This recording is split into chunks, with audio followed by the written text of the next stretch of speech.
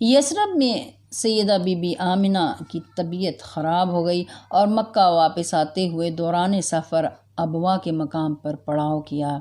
بیٹے محمد کو پاس بلایا، ماں بیٹے کی جدائی ہو رہی ہے۔ فرمایا، اے میرے یتیم بچے، کل حی میت، ہر زندہ چیز نے مرنا ہے۔ وکل جدید بال، ہر نئی چیز پرانی ہو جائے گی۔ وکل کثیر یفنا، ہر کثرت فانی ہے۔ انا میتۃ و ذکری باق، میں تو موت کے آغوش میں جا رہی ہوں لیکن میرا ذکر باقی رہے گا۔ بیٹے کو ساتھ لگایا اور پھر ایمن کے حوالے کر کے ہمیشہ کے لیے اس دار فانی سے دار البقاء تشریف لے گئیں۔ وصال کے وقت عمر مبارک 25 برس تھی۔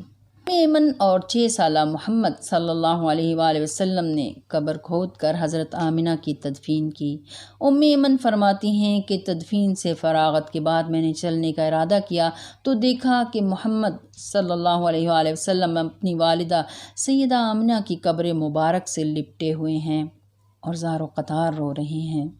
میں نے محمد کا ہاتھ پکڑا اور چلنے لگی تو محمد نے میرا ہاتھ چھڑا لیا اور قبر سے لپٹ گئے۔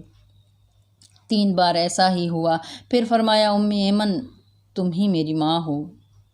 تاریخ کے اوراق میں روایت ہے کہ 57 برس کے بعد حضور صلی اللہ علیہ وآلہ وسلم اپنی والدہ ماجدہ کی قبر مبارک پر حاضری دینے کے لیے ابوا تشریف لے گئے۔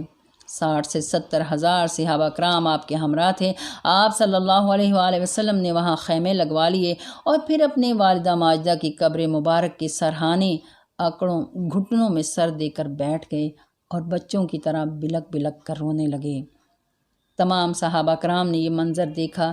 ایک بار اپنی والدہ ماجدہ سے اظہار محبت کرتے ہوئے رسول اللہ صلی اللہ علیہ وآلہ وسلم نے فرمایا، کاش میری ماں زندہ ہوتی اور میں عشاء کی نماز پڑھ رہا ہوتا، سورہ فاتحہ کی تلاوت کر رہا ہوتا، مجھے میری ماں آواز دیتی محمد، اور میں فوراً کہتا لبیک میری ماں۔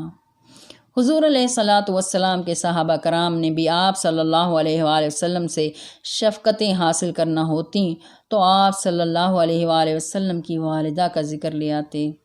حضرت حسان بن ثابت کی نعت کے اشعار یہ ہیں، اے اماں آمنہ کے پہلوٹھے بیٹے، جن کا ذکر کرنا بھی باعث برکت ہے۔ یعنی آپ صلی اللہ علیہ وآلہ وسلم کا ذکر اور آپ کی والدہ کا ذکر بھی باعث برکت ہے۔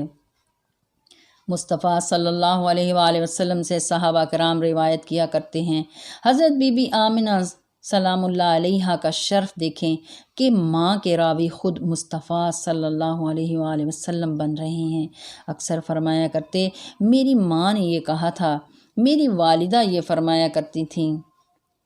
اللہ تعالیٰ کروڑوں رحمتیں نازل فرمائے حضور صلی اللہ علیہ وآلہ وسلم کے والدین پر کہ جن کے ذکر پاک سے گنبد خضرا کے مکین اللہ کے محبوب صلی اللہ علیہ وآلہ وسلم کو بے حد مسرت ہوتی ہے، اور ہم سب کو بھی ان کا ذکر کرنا اور سننا نصیب فرمائے، اور ہم سب سے بھی گنبد خضرا کے مکین راضی ہو جائیں، آمین۔